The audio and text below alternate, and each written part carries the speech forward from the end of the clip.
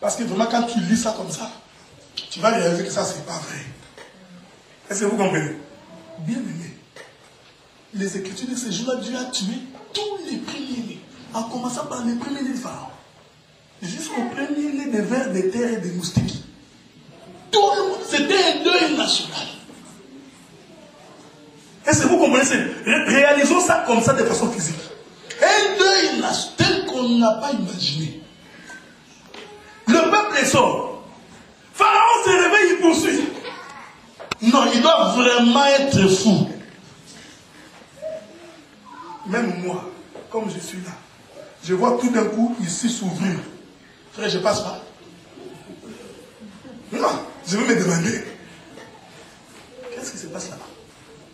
Pharaon vient, il trouve la mer rouge fendue. Chose qu'il a vu toute sa vie. D'abord, vous là. Il suffit seulement que tu sois dans ta maison, tu attends que c'est. Tu vas courir comme un cochon. Vous comprenez? C'est comme ça que. Qu'ils m'excusent les holanguistes. Moi j'ai un peu avec les holanguistes. Les holanguistes ont développé une grande théorie de faire peur aux gens. Ils voient les démons partout. Tu manges, tu as laissé les os de ton sol par terre. Frère, les souris vont venir. Maintenant, quand les souris viennent, tu dis, non, il y a les démons. Au nom de Jésus. On suscite cette psychose de la peur. Maintenant, les gens ne vont pas prier parce qu'ils aiment Dieu. Écoutez, les gens vont prier parce qu'ils ont peur des démons. Mais nous ne prions jamais comme ça. Dieu, je vais vous dire une information. Si toi tu es venu prier parce que tu fuis des problèmes, frère, tu es à la mauvaise adresse. Nous te disons carrément. Si quelqu'un t'allait te prêcher pour te dire que quand tu viendras là-bas, tu seras en paix, tu vas être béni, tu auras des voitures, tu vas t'acheter de la maison, il t'a mal prêché. Cet homme devait te dire de rechercher le royaume des cieux. Vous allez comprendre pourquoi toutes ces assemblées ont beaucoup de gens. Parce que la prédication est censée sur la peur de ce qui va vous arriver. Mais il suffit seulement que Dieu soit loué. Que Dieu m'ait donné les dons de prophétie, moi. Et que je vois des choses. L'église serait pleine en 2 semaines. Je vais ce matin t'appeler. Ma soeur Michel vient. Je lui dis, toi, est-ce qu'hier tu n'as pas causé avec ton ami à 17h qui s'appelle Jean? Dieu me dit que l'année prochaine, tu auras ton diplôme. Il faut amener l'offrande de grâce. Maintenant, toi-même, tu réalises que réellement, j'ai vu Jean. Quand tu sortiras, tu vas parler à tout le monde. Les gens qui vont venir, ils ne viennent pas pour écouter la parole. Ils viennent voir un féticheur transformé en prophète. Quand tu vois les gens courir derrière ça, comprends qu'ils n'ont pas la sémence de Dieu. Les gens qui sont à la recherche, c'est pourquoi, frère, écoutez. Moi, j'ai toujours dit que quand bien même je manquerai même un mot, je ne renierai jamais que Dieu est bon. Jamais! Parce que ce n'est pas comme ça que je suis venu à l'Éternel. Maintenant, quand on t'a dit, ma soeur, que quand tu viens chez le Seigneur, tu vas arracher les mariages. Les enseignements des arrachés. Bon, d'abord, il y a marqué au Congo, 95% sont des chômeurs. Il n'y a pas de boulot. Les femmes dépendent des hommes. Dès que tu amènes le message, que seul, tu vas trouver le mariage. Tu vas voir, l'église pleine. Maintenant, si on te prêche comme ça, quand tu vas venir que tu ne trouves pas les maris, tu traiteras Dieu de menteur. Pour rien. C'est celui-là qui t'a mal enseigné. Ici, nous disons, on n'enseigne pas ça. Nous t'enseignons le royaume des cieux. Comment hériter. Comment savoir que je suis enfant de Dieu. Maintenant que tu as l'argent que tu n'en as pas, tu marcheras. Voilà pourquoi l'Écriture dit que recherchez d'abord le royaume des cieux. Ne viens pas prier. Écoutez-nous. Ne viens pas prier parce que tu recherches un gain matériel. tu as pris la mauvaise direction. Viens démontrer ton amour pour le Seigneur. Dieu se chargera du reste. Amen. Les jours où tu crois que nous on fera un jeûne de prière pour que le Seigneur ait des maris, tu te trompes. Viens rechercher le Seigneur. Le Seigneur se souviendra de toi. Est-ce que vous comprenez? Maintenant, remarque. Israël sort, il traverse la mer Rouge, échappe. La Pâque va se concrétiser par cette traversée et par cette sortie. Maintenant, remarquez. Quand Jésus meurt, on prend cet homme, on met dans les tombeaux. C'est-à-dire qu'il est mort. Or, qu'est-ce que nous dit l'Écriture? L'Écriture démontre que quand Israël traverse la mer Rouge, c'est le signe de la mort qui ressort de l'autre côté ressuscité. Avons-nous besoin de te dire que tu dois mourir? Non. Tu sais que tu dois mourir. Parce que si tu n'es pas mort, tu n'es pas sorti de l'Égypte. Amen. On ne va pas te prêcher aux frères Tika Soni. Non, pourquoi on va te prêcher ça? Nous te disons qu'ils sont morts dans la mer Rouge, sortis une nouvelle créature. Tu as compris? Ça résume tout. Donc quand ton cœur là est rempli de l'impudicité, tu n'as pas traversé. Quand ton cœur est rempli d'animosité, la haine et la jalousie, on comprend. Remarquez. C'est quand ils sont sortis.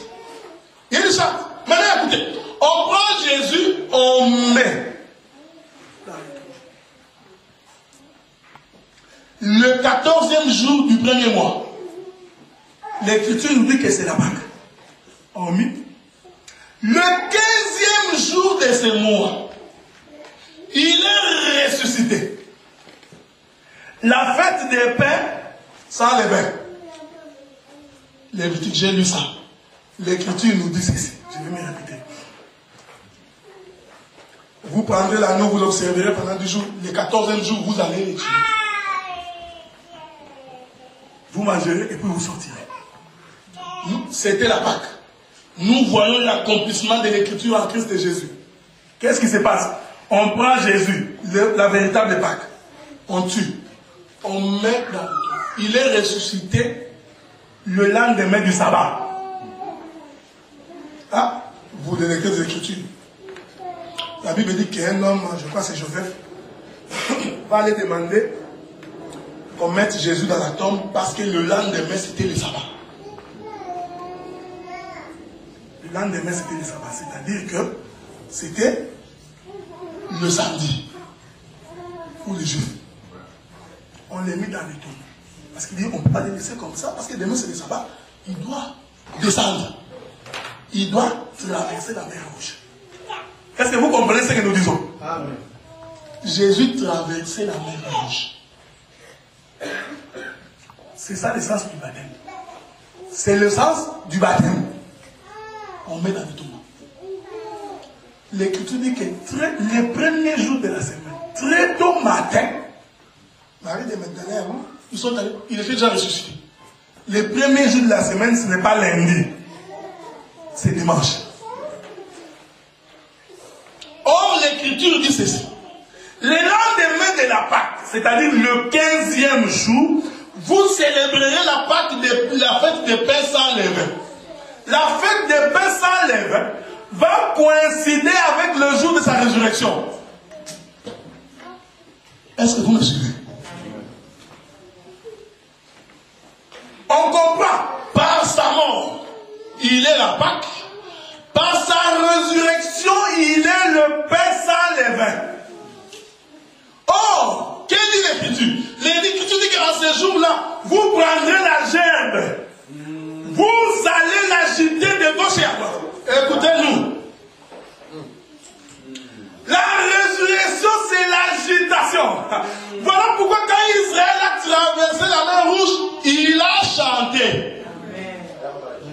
de gauche et à droite, qui témoignent qu'il y a une nouvelle vie. Ah, remarquez cela. L'Écriture nous dit qu'un jour Pharaon va ordonner qu'on tue tous les enfants. Et une femme de la famille de Lévi va prendre son enfant qu'on appelle Moïse. Écoutez-nous bien. La Bible dit qui? Je vais lire ce verset. Je crois que c'est Exode. Allons dans les livres d'Exode. N'oubliez pas qu'on a lu la dîme. Hein? Je n'ai pas oublié. C'est Exode combien ça ici là?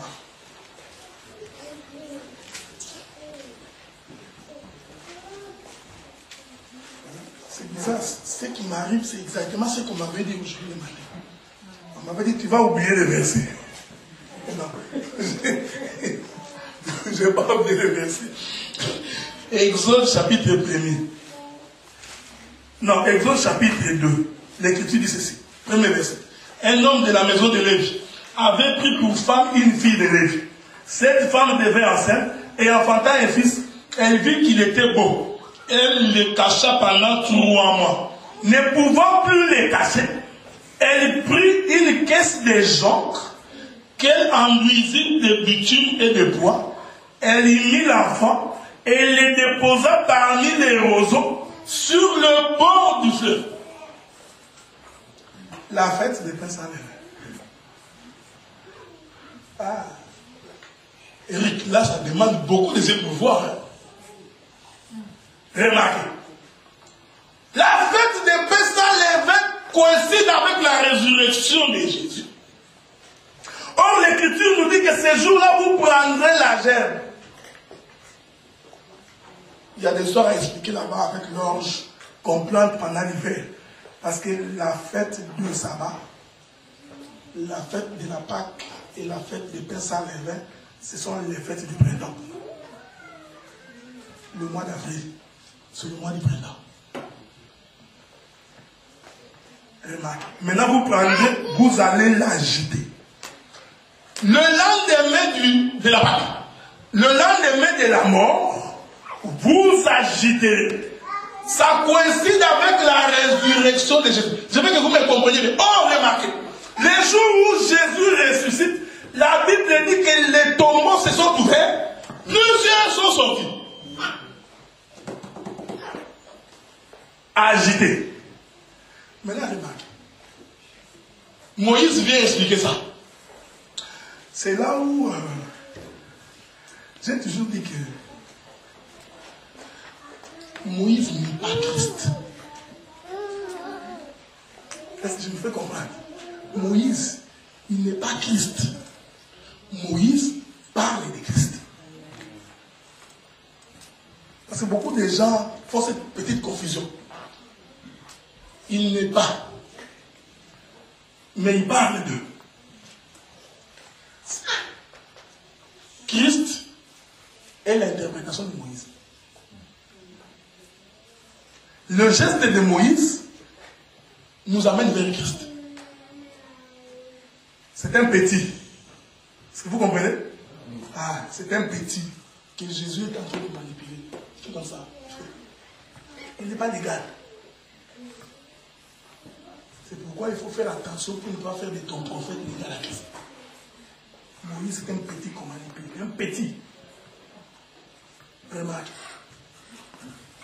L'Écriture dit, cet enfant a été caché pendant 3 mois.